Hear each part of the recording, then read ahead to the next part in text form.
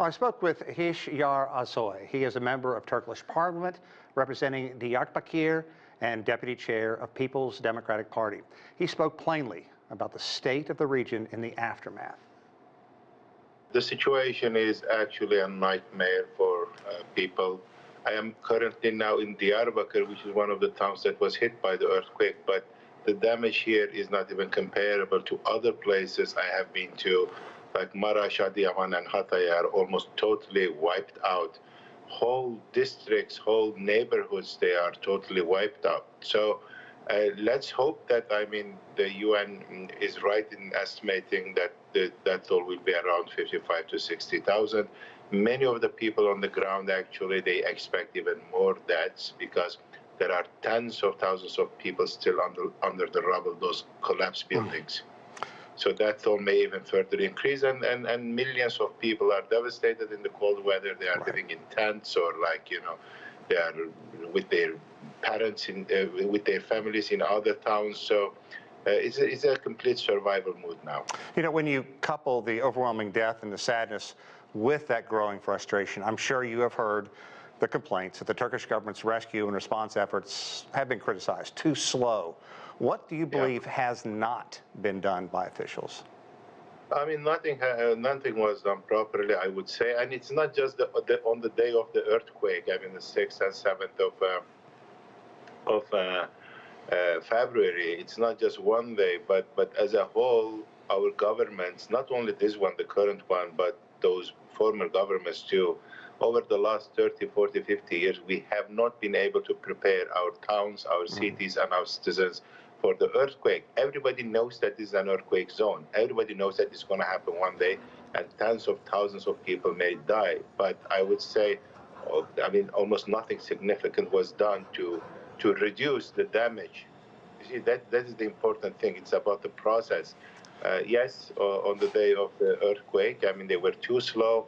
I have been to a lot of earthquake sites, and even on the 3rd and 4th day, very few rescue teams, they came to certain areas in the villages. It was a complete disaster in the remote areas. So, yes, the government was so slow in reacting and responding to it, but I think the problem is much bigger. It starts much earlier. Let's talk about what happened after 1999, the quake that I believe killed close to 19,000. Measures were put in that mandated construction be better to deal with the fallout from earthquakes. And people who moved into new buildings received written information saying this building is built up to code. Clearly, they were not. Are you concerned about corruption, and what is the fallout going to be? That is exactly what I meant 24 years ago in 1999. So many people were killed in an earthquake.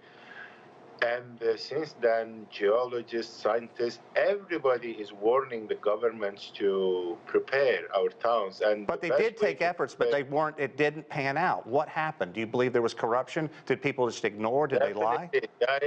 Yeah, definitely there was corruption, because, I have been to Maraş and Pazarcık, and like yesterday, I just came from those towns which were almost totally destroyed. Buildings that were constructed last year, 3 years ago, 5 years ago, they were totally demolished. So, which means that nobody was actually following the rules. And the inspection of these buildings should be done by the municipalities and also by the central government. If they don't do the inspections properly, if there is corruption, if there is bribery there, of course, these disasters are going to happen. And these are not natural disasters. These are human-made disasters. What we have seen in Turkey is a totally human-made political, administrative, and governmental disaster. I want to switch gears, because at a time like this, everybody wants borders to come down. They want aid to be able to flow in from wherever. Let's talk about what's going on in Syria. How difficult is it to get aid to residents there, especially in the northwest? It has been extremely difficult. The one route in has been so unreliable. What role do you believe international politics are playing in it right now? As far as we know, there are up to close to 5,000 people already dead in the northwest of Syria, particularly around the Afrin region. And we absolutely have no idea what is happening there, because that region is under the occupation of Turkish forces and their proxy forces. So it's only Turkey, through Turkey, that we can have access to those territories, but it's not a transparent process.